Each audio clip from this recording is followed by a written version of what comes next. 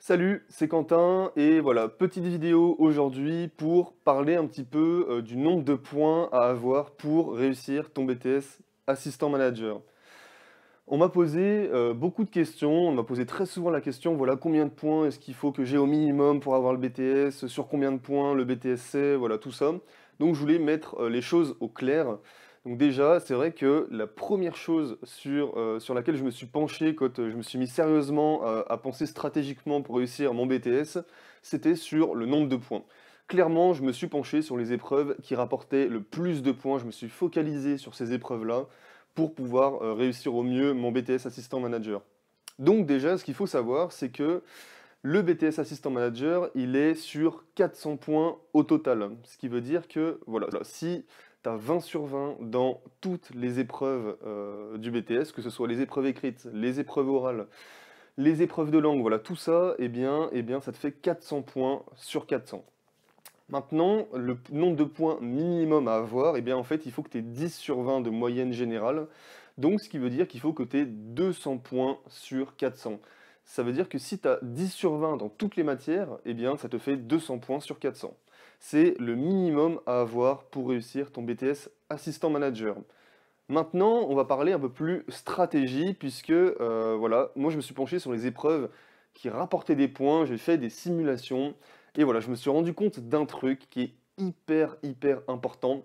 On va imaginer un scénario, imagine que voilà, à ton épreuve 4, si tu te prépares correctement, c'est vraiment super simple d'obtenir une excellente note. Donc imaginons que tu aies 17 sur 20 à ton épreuve E4, ce qui est tout à fait faisable. 17 sur 20 à ton épreuve E4, et pareil pour ton épreuve E6, qui est encore plus facile si tu te prépares correctement, comme je te le dis dans les vidéos, comme je te le dis sur mon blog. Donc 18 sur 20, c'est largement abordable. Donc 17 sur 20 à l'épreuve 4, 18 sur 20 à l'épreuve 6, eh bien ça te fait déjà, écoute bien, ça te fait déjà 123 points sur 200 à avoir. Juste avec deux épreuves. Puisque l'épreuve orale E4 est coefficient 3 et l'épreuve E6 est coefficient 4, ça te fait déjà 123 points sur 200, c'est énorme, sans même avoir passé les épreuves écrites. Ça veut dire que si tu as 0 dans toutes les épreuves écrites, si tu as 0 aux oraux de langue, et bah tu as quand même 123 points sur 200 déjà. Alors après, évidemment, si tu as 0, c'est éliminatoire, donc je te conseille pas d'avoir 0, mais voilà, c'est symbolique en fait, c'est déjà 123 points sur 200, c'est juste mais énorme. Maintenant, imaginons que voilà, tu es toujours 17 en E4 et 18 en E6, et que donc en culture générale, tu es 10 sur 20. Dans LV1, donc en anglais, et en LV2, tu es 10 sur 20 à tes euros de langue. Et seulement, voilà, tu es 8 sur 20 en éco-droit, tu as 10 sur 20 en management, parce que management, honnêtement, le jour du BTS, je t'assure, c'est vraiment pas compliqué. Par contre, l'éco-droit, voilà, ça dépend. Donc imaginons, voilà, tu que 8 sur 20 en éco-droit, et que tu es 8 sur 20 au DOPS, qui est coefficient 4. Eh bien, ça te fait 246 points sur 400, et il t'en faut 200. Donc tu as déjà 246 points, alors qu'il t'en faut 200 au minimum. En ayant 10 sur 20 dans des matières où il est largement possible d'avoir 10 sur 20, et en ayant 8 en éco-droit et 8 au DOPS. Donc voilà, c'est juste pour te dire que c'est vraiment mais largement abordable, largement.